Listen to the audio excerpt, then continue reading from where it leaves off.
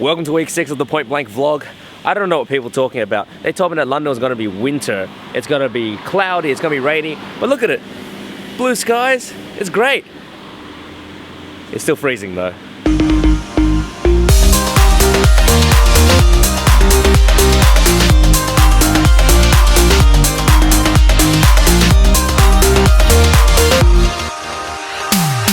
So it's week 6 today at Point Blank and it's open day today. Everyone's still getting set up right now, but it's about to get a little bit crazy.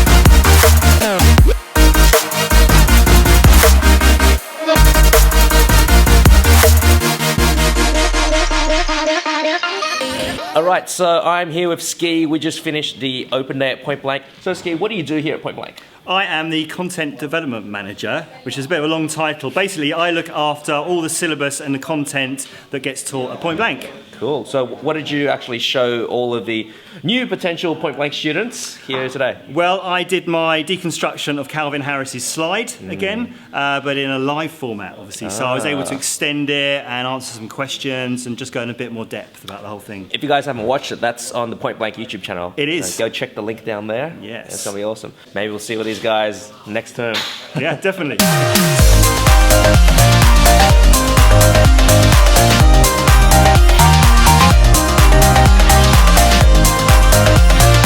Today in sound engineering, we just finished compiling all of our drums and we have to do it in Logic, and I use Ableton.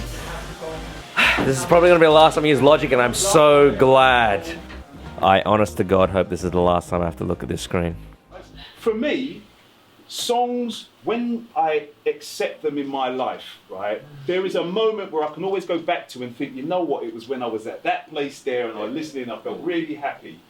This song here, all I can remember about Scatman John and Scatman was being in clubs and grown big, big guys standing next to me going, blah, blah, and spit coming out of there holding their pint glasses. Blah, blah, blah. Okay, so I'm here with Linton again and we're going to be talking about riffs and hooks today. Today, what do we learned about riffs and hooks in class today. Yeah. But for everyone watching at home, what's the difference between a riff and a hook? Good question, Stanley. They can act as the same thing. They're supposed to work in tandem with each other. So let's start with a riff. A riff actually holds the song together. People get it wrong where they say, oh, wait for the hook to be built up. When we get to the chorus, that's going to be the song. Where the hook's not present, the riff keeps the song going. So a riff can actually be just in the key of a song and stay within that key. So if we're in the B flat major here, we can take the notes. I'd like to kind of keep it in that kind of area. So we can be doing...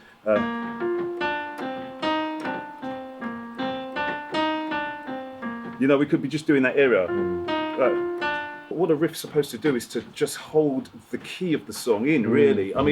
Riffs can do quite a lot of things, but normally what a riff would actually be doing is just chugging away in the background, keeping the shape of the song together, so that when things have to leave the track, i.e.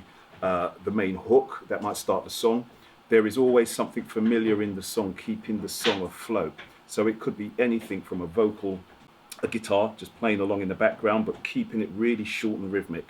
And that keeps the essence and the integrity of the song together. So if the riff keeps the song together, where does the hook come in? Well, this is it. See, this is the thing. A lot of people have the idea that a hook has to happen at a certain part of the song. When really, when you think about a hook, you've got to cast it, get something, and then reel it in. You don't just, there's the hook, catch it and leave it there. It's the reward.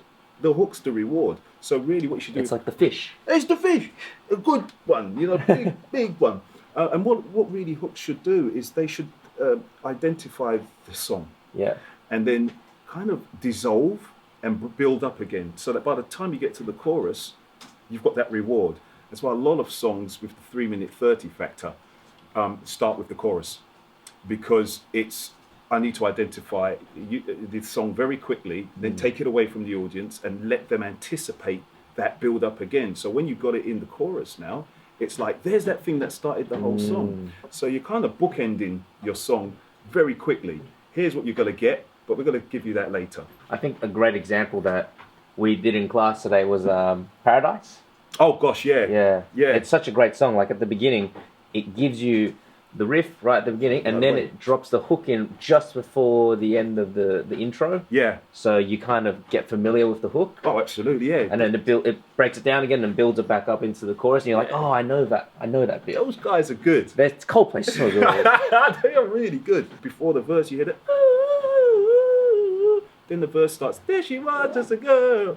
Didn't I hear that just a minute ago? Yeah. And by the time you've realised that, you're kind of, oh yeah, and then it's moved on. Well, if I get a hit like that, you'll be the first person to know. I've got my suit ready for when you get your Grammy. Cheers, Stanley, man. Thank you. Alright, so after talking about hooks and riffs with Linton, we're going to go and check out Ableton Live now, and I'm going to show you one of these riffs that I've written using samples and using Simpler, and more importantly, the slicer tool in Simpler. As Simpler the name suggests, it's basically a simplified sampler in Ableton Live. Now with Simpler, what you can do is you can load up any sample you want, and it will automatically pitch it up and pitch it down depending on what key you're playing on a MIDI keyboard or on your MIDI sequence. So in order to use Simpler, all you need to do is create an empty MIDI channel, and just go and pick any of the samples in your browser and just double click it, and it will automatically create a Simpler for you. And now if I use my MIDI keyboard, it's letting me play the sample out, just like I'm playing it out on a normal instrument. Anyways, there's 3 modes to Simpler. There's Classic, One Shot, and Slice. So in Classic mode, if you listen to it carefully right now, if I only press it just slightly, it's only playing the sample for as long as I've got the key pressed. You can change that because Classic mode does come with your standard ADSR, attack, decay, sustain, and release. If I do turn up the release, it will play out the whole sample. You can also change the attack to make it a little bit softer in the beginning. However, in one-shot mode, it will play out the whole sample irregardless of how long you press the key. So if I go and press the key now, whole sample gets played.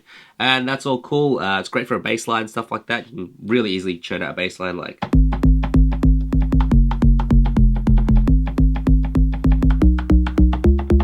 There is one issue of Simpler, and that is you can't set the root note. As you can see here, the root note of this one is actually G sharp, and in Simpler, the root note is always going to be C. So you kind of have to compensate for that a little bit. So G sharp is here. You kind of have to do some like mental mathematics in your head and kind of like imagine that that button is actually here. Now, slice mode is really cool. I think that's the best thing about Simpler by far. So if I go to slice, you can see this actually no longer does anything right now. And that's because this sample isn't made for slicing. Slicer mode basically goes and detects all the transients. A transient is where there's a little peak in the sound, and it will automatically make a cut at that point. Let me show you what I mean. So basically I've got a saxophone sound here, and if I play it out here, this is what it sounds like normally.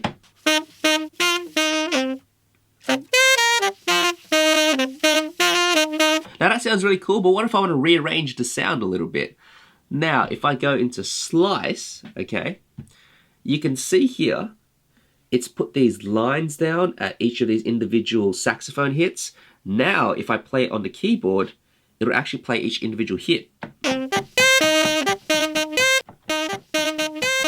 And you can jam out and create a little tune of your own. So what I've done here is just made a little bit of a tune like this.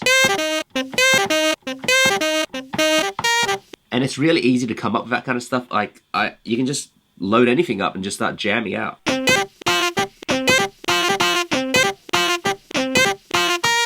And if you like it, you can just record that in just like you would a normal MIDI instrument. And I recorded my original riff, and it comes out a little bit something like this.